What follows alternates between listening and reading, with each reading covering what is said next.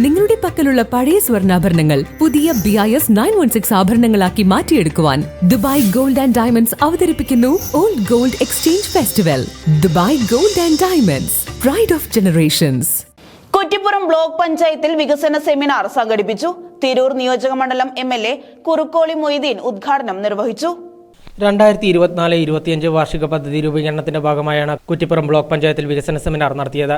Block panchayat meeting ഹാളിൽ വെച്ച് നടന്ന സെമിനാർ തിരൂർ നിയോജകമണ്ഡലം MLA കുറുക്കോളി മൊയ്തീൻ ഉദ്ഘാടനം ചെയ്തു. നമുക്കറിയാം, തിരുവനന്തപുരത്ത് തലസ്ഥാന നഗരിയിലാണ് ഒരമ്മ തന്റെ കുഞ്ഞുങ്ങൾക്ക് ഭക്ഷണം കൊടുക്കാൻ കഴിയാതെ 2 ദിവസം കഴിഞ്ഞപ്പോൾ കുഞ്ഞിന്റെ കരച്ചിൽ സഹിക്കവയ്യാതായപ്പോ മണ്ണ് ഉരുട്ടി വായി വെച്ച് കൊടുക്കുന്ന വാർത്ത നമുക്ക് വായിക്കേണ്ടി തീർന്നു. ഒരു ആദിവാസി ചെറുപ്പക്കാരൻ പട്ടിണി കിടന്ന് വിശന്ന് അവശനായപ്പോ അവൻ മോഷ്ടിച്ചു, ഭക്ഷണം മോഷ്ടിച്ചു. അവനെന്തുണ്ടായി?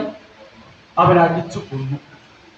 ഈ 2 സംഭവങ്ങളും വിദ്യാസമ്പത്ത് കൈമുതലായി അത് വളരെ അഭിമാനത്തോടു കൂടി വിളിച്ചു പറയുന്ന നമ്മുടെ നാട്ടിലാണ് ഉണ്ടായത്. കേരളത്തിൽ ജനാധിപത്യത്തിന്റെ ശ്രീകോവിൽ എന്ന് പറയുന്ന നമ്മുടെ ഈ ഭാരത രാജ്യത്തിനകത്ത് വിദ്യാസമ്പത്ത് കൈമുതലായി കണക്കാക്കി മുന്നോട്ട് പോകുന്ന ഒരു സംസ്ഥാനത്തിനകത്ത്, അതും അതിന്റെ തലസ്ഥാന നഗരിയിൽ അങ്ങനെ ഉണ്ടായി എന്ന് പറയുമ്പോൾ വേറൊതിനെ കുറിച്ചൊക്കെ നമ്മൾ ആലോചിക്കേണ്ടത് ഉണ്ടായിക്കുറിച്ച്.